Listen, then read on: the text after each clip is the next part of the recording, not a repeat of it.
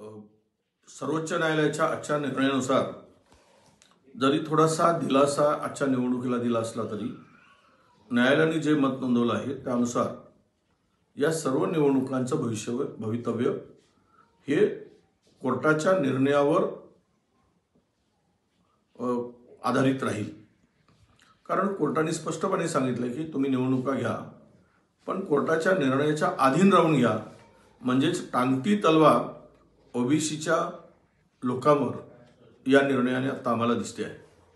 हे सरकार ओबीसी म्हणून आरक्षण 27% दिलं म्हणून पाठ थोपटत होतं, आज मात्र टांगती तलवार या आमच्या सगळ्या ओबीसीच्या जागावर आणि ओबीसी बांधवावर ठेवलेली आहे।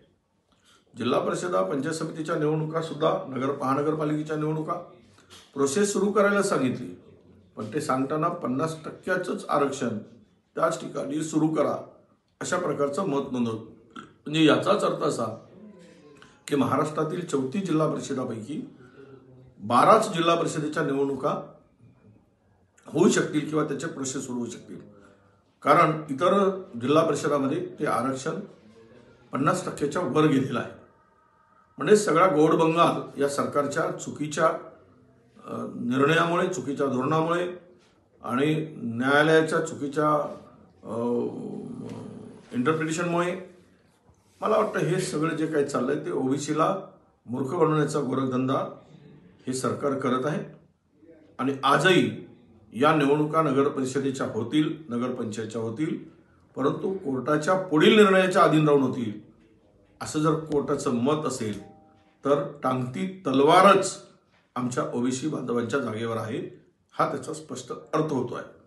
आणि पुढील निवडणुका 50%च्या मर्यादेच्या आत राहून घ्यायच्या असतील तर प्रचंड ओबीसीचं नुकसान होईल। मग 27% आरक्षण गेलं कुठे? जे छाती ठोकून सांगत होते, छाती फाडून सांगत होते भाजपवाले की आम्ही 27% ओबीसीला आरक्षण दिलं, राजकीय आरक्षण दिलं, ही बनवाबनवी होती का? ही ओबीसीच्या भावनांची खेळी होती का?